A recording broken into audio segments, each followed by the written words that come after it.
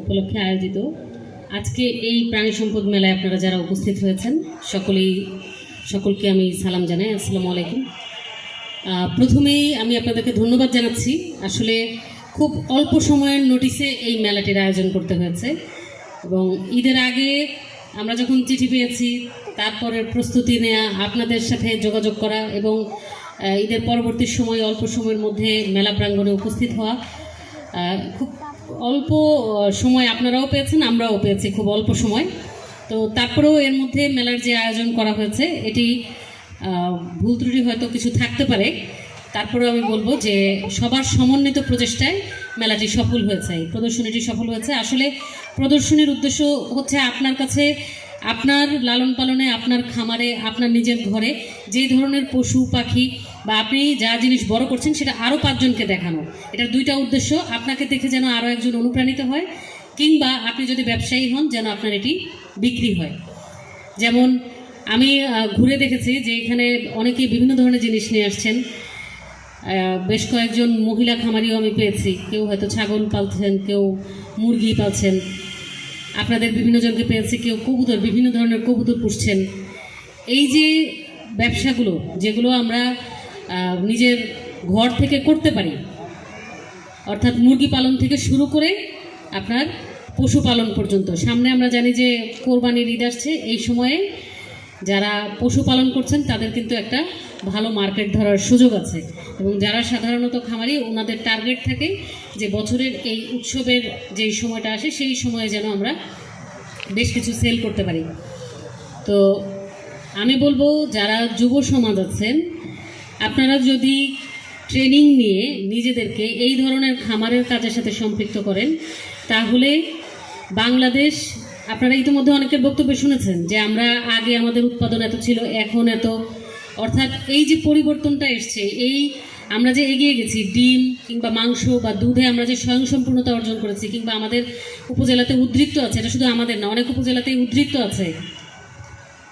যদি আপনারা আরও ইয়াং জেনারেশন এখানে এগিয়ে আসেন তাহলে এই উদ্ধৃতি যা আছে তা দিয়ে আরও নতুন কিছুর জন্ম হবে। আমি বোঝাতে চাচ্ছি এইখানেও আরও ইনোভেশনের সুযোগ আছে। অর্থাৎ খামারি হিসেবে আপনার যখন যেই দুধ আপনি উৎপাদন করছেন সেটা যখন অতিরিক্ত হচ্ছে, আপনি ঘি বানানোর প্রসেসে যান, আপনি পনির বানানোর প্রসেসে যান। আপনারা শুনলে অবাক হবেন যে পনির বানানো বা পনির উৎপাদনের দিক থেকে আমাদের বিভিন্ন জেলা, উপজেলা, এমনকি বিভাগীয় শহরে পর্যন্ত কোনো প্রতিষ্ঠান নাই, কিন্তু পনির খুবই স্বাস্থ্যকর একটা খাবার, কারো কাছে খুব সুস্বাদু খাবার, তবে এর পুষ্টিগুণ অনেক বেশি, কিন্তু সেইটার উৎপাদন কিন্তু আমাদের সব জায়গাতে হচ্ছে না। তাহলে এই মার্কেটটা সম্পূর্ণ শূন্য। এককভাবে এই মার্কেটটা অষ্টগ্রাম দখল করে বসে আছে। অষ্টগ্রাম উপজেলা কোথায়? কিশোরগঞ্জে। তার মানে কিশোরগঞ্জের শুধুমাত্র অষ্টগ্রাম উপজেলা পনিরের বাজারটা দখল করে বসে আছে। আমরা বাকি 486টা উপজেলা তাহলে কি করছি? আমরা কেন আমাদের এই দুধ থেকে দুগ্ধজাত দ্রব্যের দিকে আস্তে আস্তে যাচ্ছি না? সেজন্য আমি বলছি যে আমাদের যুব সমাজে যে ইয়াং ভাইয়েরা আছে যারা চাকরির পিছনে ছুটে সময় নষ্ট করছে, তাদের যেই মেধা, এই মেধাকে যদি কাজে লাগাই তাহলে আমরা এই সেক্টরগুলোতে আরও নতুন নতুন অনেক কিছু পাবো। তা আমি আহ্বান জানাবো যে আমাদের যে স্লোগান নেওয়া হয়েছে যে স্মার্ট লাইভস্টক স্মার্ট বাংলাদেশ, অর্থাৎ এই ক্ষেত্রটা যত বেশি উন্নত হবে, যত স্মার্ট হবে, স্মার্ট হওয়ার মানে কিন্তু এই না যে গরুর সংখ্যা 40 থেকে 80টা হবে, তা নয়। স্মার্ট হওয়ার মানে হচ্ছে এই যে 40টা গরু আপনার আছে, এইটার প্রত্যেকটা উপাদান সঠিক উপায়ে কাজে লাগায়ে আপনার অর্থনীতিতে যোগ হবে।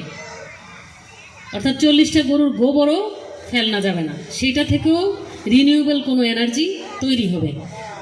এইটা হচ্ছে স্মার্ট উপায়। তো যারা খামার করছেন আশা করব আপনারা আরও উন্নত উপায়ে, আরও প্রশিক্ষণের মাধ্যমে, আরও উন্নত বিভিন্ন ধরনের প্রযুক্তির মাধ্যমে আস্তে আস্তে উন্নত উপায়ে হচ্ছে স্মার্ট লাইভস্টকের দিকে এগিয়ে যাবেন। আজকে থেকে 20-21 বছর পরে 41 সালের বাংলাদেশ, আমরা বারবার বলছি স্মার্ট বাংলাদেশ হবে, আমাদের রূপকল্প 41 বাস্তবায়িত হবে, আমরা উন্নত বিশ্ব হব, তাই না? তাহলে উন্নত বিশ্বের লাইভস্টক ব্যবস্থাপনা দেখবেন টিভিতে বিভিন্ন চ্যানেলে দেখা যায় যে তাদের দেশের গরু পালন কিভাবে হয়, তাদের দেশের বিভিন্ন প্রযুক্তির ব্যবহার কিভাবে হয়। তো সেই উন্নত বাংলাদেশ গড়তে হলে আমাদেরকেও আমাদের এই কাজকর্মগুলো আস্তে আস্তে উন্নতির দিকে নিয়ে যেতে হবে। আমাদেরকেও এখানে যুব সমাজ সহ সকলের সম্পৃক্ততা প্রয়োজন আছে। আজকে যারা আগ্রহ ভরে এখানে এসেছেন, ডেফিনেটলি আপনাদের মনে সেই সুপ্ত জায়গাটা আছে যে আমার খামারটাও উন্নত হোক, আমিও আস্তে আস্তে বড় হই, আমার ছেলেমেয়ে যেন আরও বেশি উন্নত দেশে বসবাস করতে পারে। এটাই তো আমরা সবাই চাই, যে দেশ উন্নত হবে, আমার সন্তান আরও ভালো থাকবে। তা আমি সকলকে ধন্যবাদ জানাচ্ছি, এটি যারা আয়োজন করেছেন, যারা উপস্থিত হয়েছেন সকলকেই ধন্যবাদ জানাচ্ছি। আর যারা পুরস্কার পেয়েছেন তাদেরকে তো অভিনন্দন, আর পুরস্কার যারা পাননি তাদেরকেও অভিনন্দন, কারণ আপনারা পশু পাখি নিয়ে আসলে এই লম্বা সময় পর্যন্ত এখানে অপেক্ষা করছেন। আমাদের টার্গেট ছিল 3টার মধ্যে শেষ করে দেওয়ার। প্রচণ্ড গরমে আসলে বোবা জন্তু জানোয়ারকে কষ্ট দেওয়া যায় না। তো বক্তব্য দীর্ঘায়িত না করি, সকলকে ধন্যবাদ জানিয়ে, এবং এই প্রদর্শনী যে আজকে আয়োজন হলো, এটি শুধু প্রদর্শনীর মধ্যে সীমাবদ্ধ না থেকে আপনার খামারের যে গুণাগুণ, আশা করি আমাদের প্রিন্ট ও ইলেকট্রনিক মিডিয়ার মাধ্যমে এটি আরও মানুষের কাছে ছড়িয়ে পড়ুক। আমার মতো যারা উপজেলায় নতুন আসবে তারা যেন জানতে পারে যে কোথায় হাঁস পাওয়া যাচ্ছে, কোথায় মুরগি পাওয়া যাচ্ছে, কোথায় গেলে গরু কিনতে পাওয়া যাবে, কোথায় দুধ পাওয়া যাবে, কোথায় খামার আছে, কোথায় একটু লার্জ স্কেলে কিনতে পাওয়া যাবে, একটু বেশি আকারে কিনতে পাওয়া যাবে। কারণ উপজেলার মধ্যে খামারে যাওয়া কিন্তু কষ্টকর কাজ নয়। আমরা বাজারে গিয়ে যখন কিনি, যদি খামার আমার কাছে হয় বা খামারিকে ফোন করলে আমার বাসায় আসে, এই সুবিধাটা কিন্তু মানুষ আজকাল বেশি নিচ্ছে।